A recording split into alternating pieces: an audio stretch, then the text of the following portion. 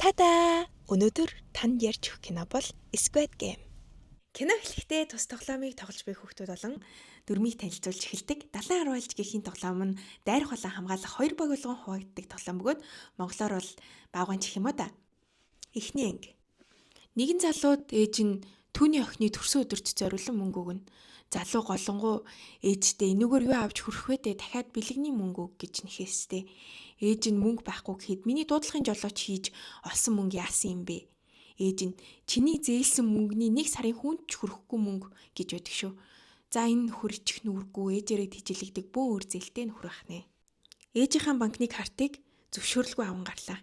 Бас нэг өөртөөгөө таарсан бүтэхгүй нүгүр дагуулчихсан. За картны пин кодыг таагаад л найз нь ээжийн чинь төрсөн өдөр байх гэхэд мань хүн ээжийнхээ төрсөн өдрийг ч мэдэхгүй үнэн ачлалгүй хүү байх нь тэрэ. Залуу охиныхоо төрсөн өдрийг хийгээд үтсэн чи харин мөн байдаг шүү. За тэгээд охин руугаа явах нь гэсэн чинь морин уралдааны бооцоо тавьдаг газар очдөг юм шүү. Мөрийгөө алдаатахнаа.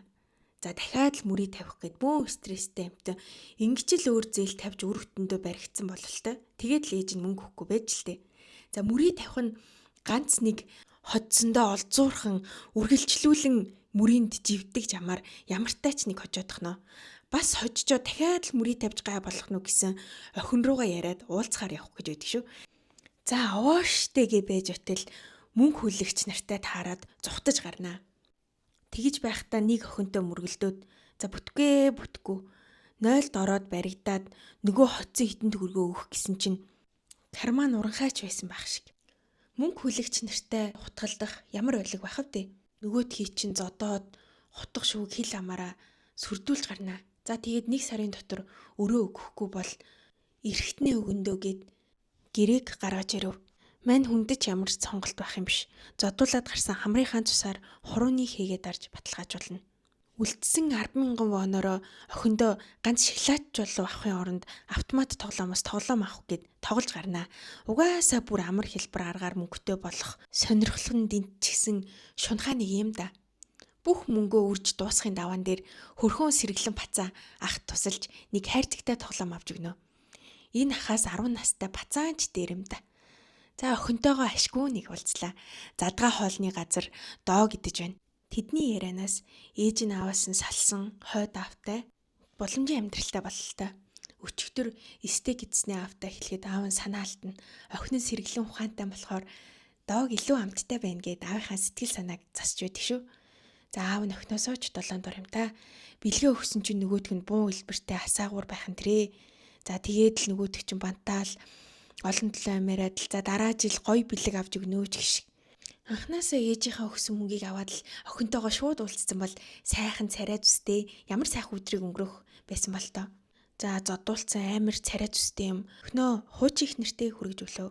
Тэрээр харих гад метронд суух гэсэн амтсангүй.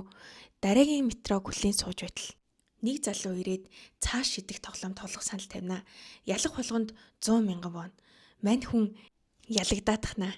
Тэгээд мөнгө өг гэхэд байхгүй хүн юугаач хөөдэй. Нөгөөтгөн ч мөнгөг нь ойлгоод за би алвал таныг нэг алгадыг гэхэд улаан ирсэн бух шиг л тоглоомоо үргэлжлүүлнэ.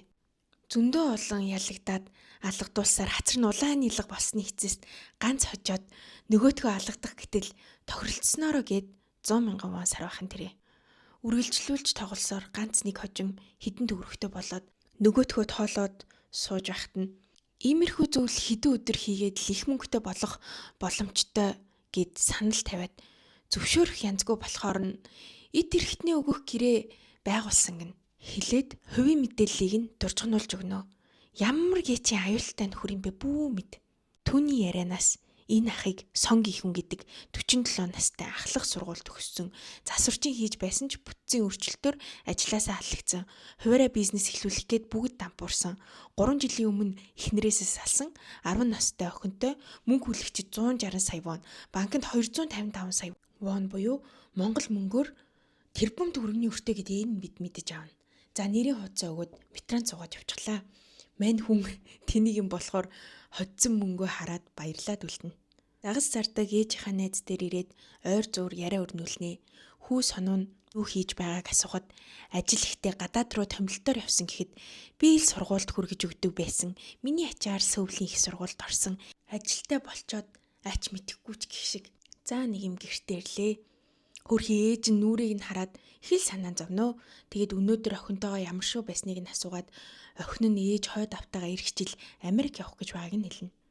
Америк явчихвал охинтойгоо уулзаж чадахгүй шүү дээ.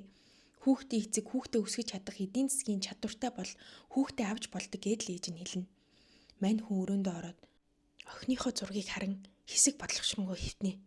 Тэгээд нөгөө нэрийн хуудасдах дугаарлуу залгалаа. Залгаж бүртгүүлээд товлсон газраа хүлээн зогсож байхад баг өмссөн ягаан хувцастай хүн бүхэхтэй машинаар ирээд нууц үгээ хийлгэхэд гин цэцэг дэлгэрлээ гэж хэлээд суутал машинд хий цацсан түүнийг унтуулав. Тэр сэрэхтэй өөр хувцас өмссөн байх бөгөөд түүнтэй адил хувцастай хүмүүсийн дунд байна.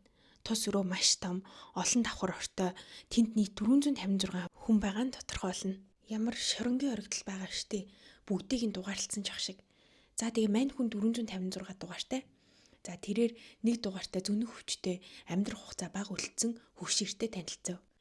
Хорвооч заримдаа тавчих юм да гэж бодогдох үе байдаг л үсттэй. Тэнд нэгнээ таньдаг хүмүүс байж таарад том биерхүү 101 дугаартай залуу тэг 67 дугаартай охиныг цохиж ач мэддэггүй өнтер гэхин тэр охинч би өгөө өгсөн гэдэл маргалдана.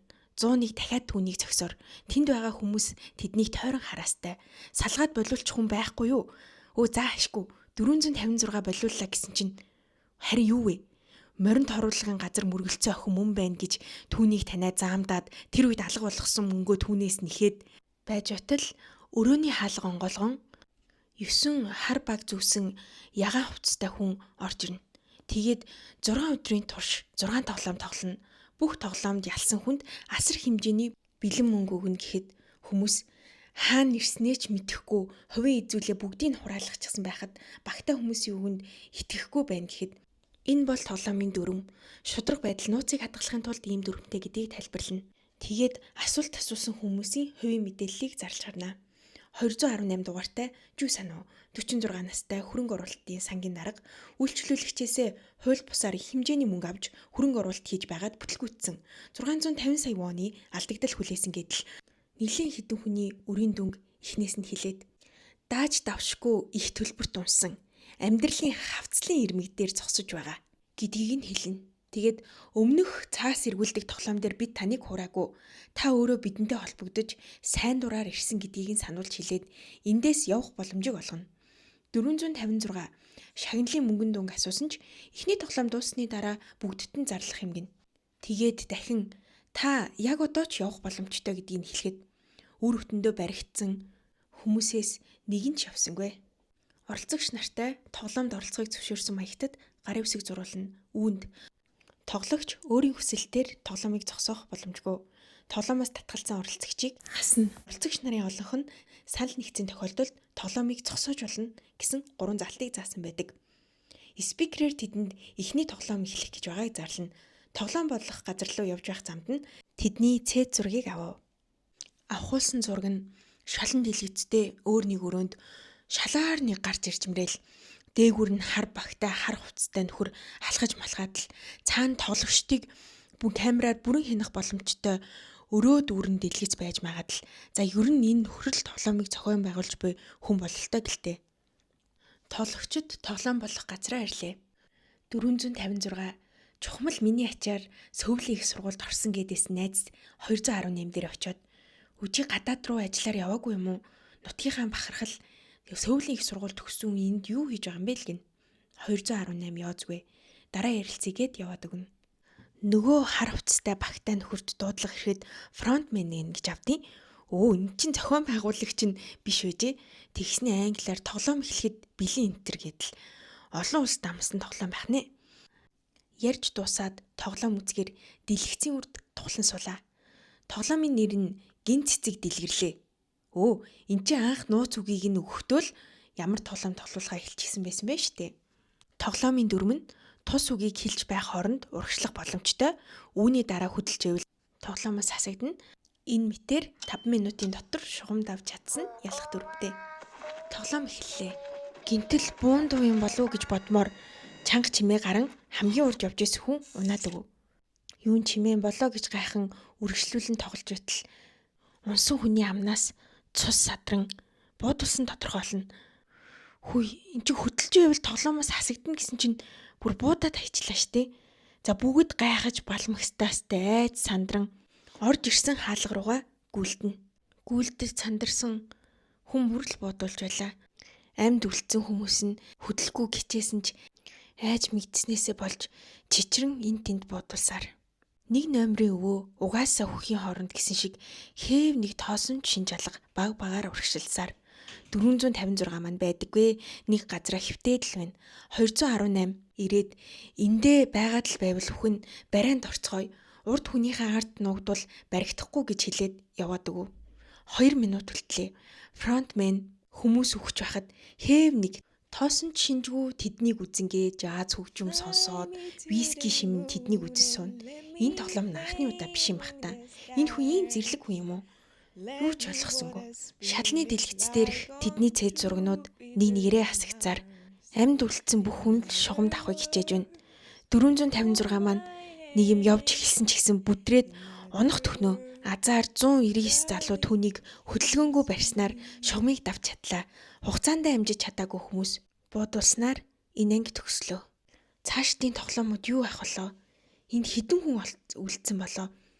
Энэ тоглоомыг зохион байгуулж байгаа хүмүүс нь хин юм болоо гэд маш олон асуултыг үлдээсэн анги байлаа. Дараагийн анги орох хэсгийг мэдээж та шийднэ. Subscribe дараарай, лайк дараарай, санал хүсэлтээ харамгүй үлдээгээрэй. Дуустал нь хамт байсан баярлалаа. Та-да!